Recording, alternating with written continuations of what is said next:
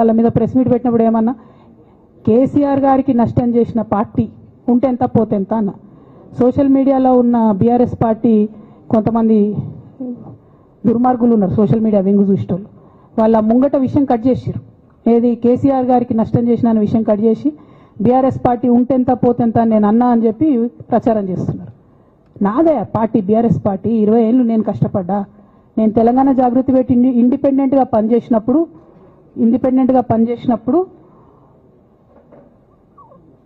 ఓటేయమని ఎవరికి చెప్పినా? నేను బీఆర్ఎస్ పార్టీకి ఓటేయమని చెప్పినా కదా. నా జీవితంలో ఇంతవరకు నేను ఇంకో పార్టీకి ఓటేయమని చెప్పలే, ఇంకో పార్టీకి ఓటేయలే. ఎట్లయితే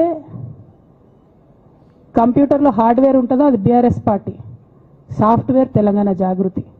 శరీరం బీఆర్ఎస్ పార్టీ అయితే ఆత్మ జాగృతిగా పనిచేసినాం, తెలంగాణ ఆత్మగా పనిచేసినాం. మేము తెలంగాణ ఆత్మగౌరవం కోసం పనిచేసినాం, తెలంగాణ ఆత్మగౌరవ ప్రతీకలైనటువంటి బతుకమ్మ బోనాలను నిలబెట్టడం కోసం పనిచేసినాం. ఆ కాంట్రిబ్యూషన్ ఏం లేదా? నేనేం చేయలేదా పార్టీకి?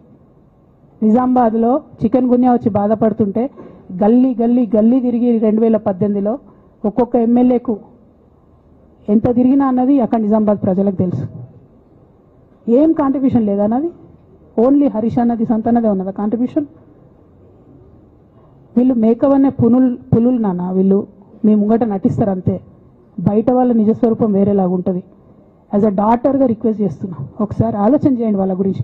నాకేమొద్దు, నన్ను పార్టీలోకి వెళ్ళి సస్పెండ్ చేసి నో ప్రాబ్లం, కానీ వాళ్ళని పార్టీలో ఉంచుకుంటే పార్టీ ఎట్లుంటుంది అన్నది మీరు ఆలోచన చేసుకోండి. ఇక అల్టిమేట్గా నేను చెప్పదలుచుకున్నది ఒకటే,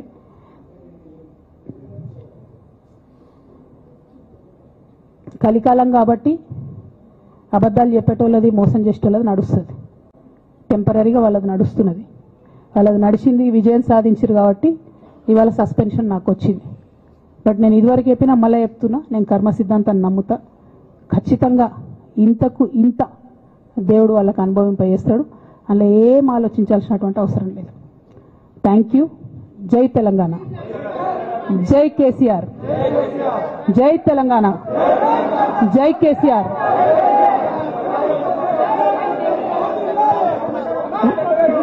వన్ బై వన్.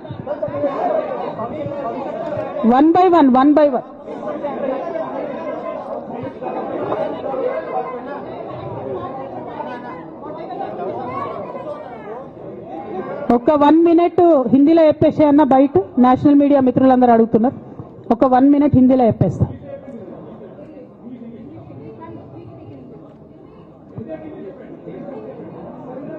आज तेलंगाना की बेटी होने के नाते पूरे देश की जनता के साथ मैं ये बात कहना चाहती हूँ, पिछले 20 सालों के मेरे जिंदगी में मैंने हर दम हर वक्त बीआरएस पार्टी के उन्नति के लिए, तेलंगाना जनता के उन्नति के लिए, तेलंगाना के रैयतों के, तेलंगाना के महिलाओं के, तेलंगाना के युवाओं के उन्नति के लिए मैंने काम किया है. और इस पूरे 20 साल के जिंदगी में मैंने अपने लिए कभी कुछ नहीं मांगा है, लेकिन तेलंगाना की जनता ने, बीआरएस पार्टी ने मुझे बहुत प्यार दिया है.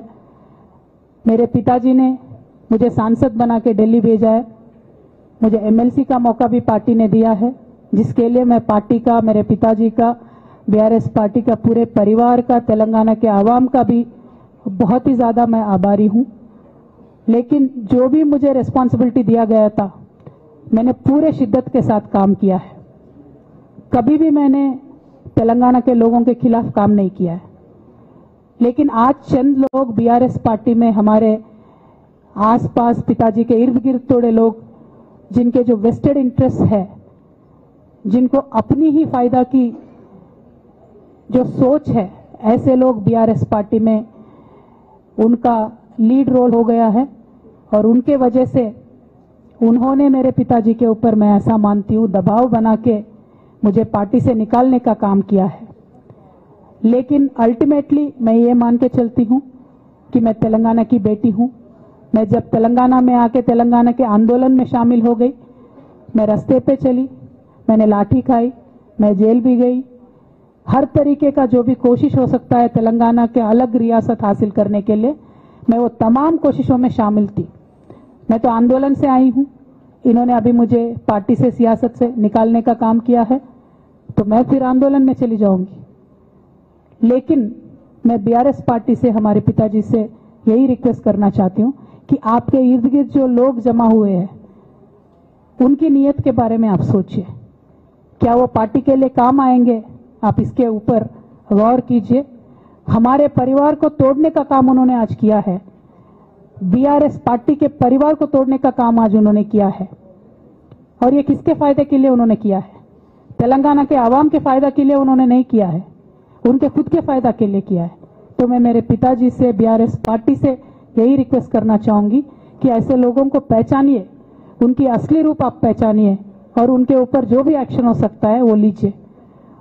और मैं तेलंगाना चीफ मिनिस्टर रेवंत रेड्डी जी से भी डिमांड करती हूं कि आपने जो बीआरएस के परिवार को तोड़ने का आज काम किया है, हमारे बीआरएस में जो धोखेबाज लोग हैं उनसे मिलके आपने जो बीआरएस के परिवार को तोड़ने का कोशिश किया है, तेलंगाना की आवाम आपको इसका जवाब जरूर देगी। Thank you. जय तेलंगाना। ఒకరు చెప్పండి।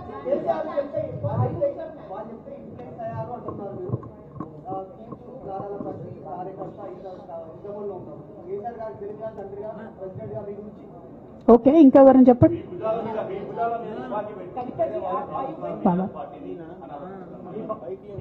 ఏమా నా భుజాల మీద తుపాకి పెట్టి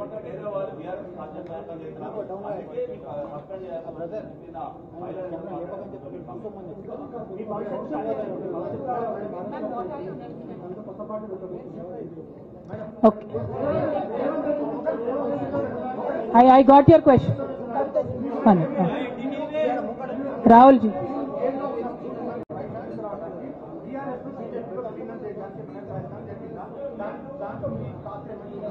రాహుల్ గారు మీరు పాత క్వశ్చన్ అడుగుతున్నారు। కొత్త ఇష్యూ ఏంది అని అంటే బీఆర్ఎస్ పార్టీలో సస్పెన్షన్ లో ఖచ్చితంగా కేసీఆర్ గారి మీద ఒత్తిడి తీసుకొచ్చే ఈ సస్పెన్షన్ చేశారని నేను నమ్ముతా ఉన్నాను। ఒక్కొక్కసారి ఏమవుతుందంటే చిన్న చిన్న వ్యక్తులు బాగా నడుస్తుంది, పరిస్థితులు సందర్భాన్ని బట్టి పెద్ద వ్యక్తులు కూడా కొన్ని కఠినమైన నిర్ణయాలు తీసుకోవాల్సి వస్తుంది। కేసీఆర్ గారు ఈ నిర్ణయం ఎందుకు తీసుకున్నారో అని అడిగేంత పెద్దదాన్ని కానీ అంత రాజకీయ అనుభవం కానీ నాకు లేదు। సో వారు తీసుకున్నటువంటి నిర్ణయాన్ని నేను శిరస వహిస్తాను। వారు ఎందుకు తీసుకున్నారో ఈ నిర్ణయం నాకు తెలియదు, కానీ నాకు ఒక సమస్య ఉంది, నేను రాసినటువంటి లెటర్ లీక్ అయిందని చెప్పి 100 రోజులైంది। ఆ సమస్య